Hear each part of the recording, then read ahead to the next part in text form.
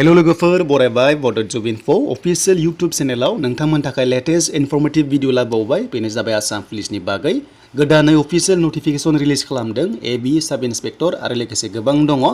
आरो नोंथांमोननि कमांडो रिजाल्टआ फैगासिनो दं दा बावैनो दा जाय नोंथांमोना बड जब इनफो अफिशियल यूट्यूब चेनेलाव गोदानै फैदोंमोन साबस्क्राइब खालामना लानो हागोन बेबायदिनो लेटेस्ट आपडेटखौ मोननो आरो लोगोसे इनफॉर्मेटिव भिडिअ नोंथांमोना मोननो हागोन जेब्लायबो दा लोगोफोर जों एसेबो गोबाव खालामलिया जों थांगोन अफिशियल साइटआव बेनिफ्राय जों गासैबो डिटेल्सखौ फारि फारि नायगोन जस्ट नोंथांमोना भिडिअखौल' जोबजासिम नायलां अब्लानो गासैबो डिटेल्सखौ नोंथांमोना मोननो हागोन दा बेयाव आसाम पुलिसनिफ्राय लेटेस्ट आपडेट फैदों आरो दिनैहाय स' नोंथांमोना बेयाव नायनो हागोन नै बेनो जाबाय 12 जुलाइआवहाय गोदानै मोननै फैदों एबी मोनसे बेनिफ्राय जोंहा कन्ट्रलारनि मोनसे फैदों अके दा जों बेखायनो बे नटिसआव क्लिक खालामगोन एन्ड नटिसआव क्लिक खालामनाय लोगो लोगो मा होनो मारदों मा खालामनांगौ जों गासैबो फारि फारि नायगोन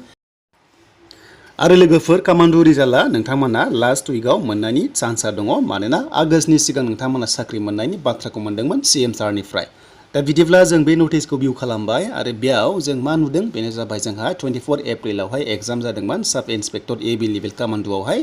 दा बेखौनो जोंहा माखासे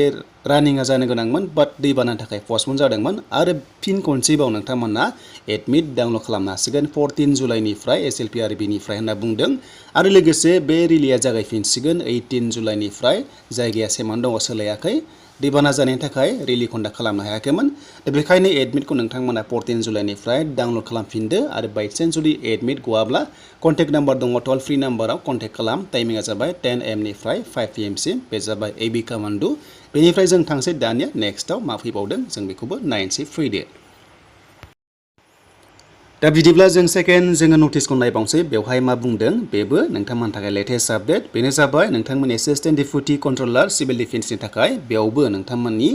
प्रेक्टिकल टेस्टनि थाखाय एडमिट डाउनलड खालामनो हासिगोन जायफ्रा पास जादोंमोन सेकेन्ड स्टेजनि थाखाय बेनो जाबाय 14 जुलाइनिफ्रायनो नोंथांमोनाबो एडमिट डाउनलड खालामनो हासिगोन आरो लोगोसे प्रेक्टिकल टेस्टआ नोंथांमोना जागायगोन विल बी कन्डाक्टेड होनना बुंदों बेनो जाबाय 22 जुलाइनिफ्राय जागोन आरो एड्रेसा 4 आसाम पुलिस बेटेलियन काहिलिपारा गुवाहाटीआवनो जागोन नोंथांमोना बेखायनो एडमिटखौबो डाउनलड खालामना लादो जेब्ला एक्टिभ जायो लिंकआ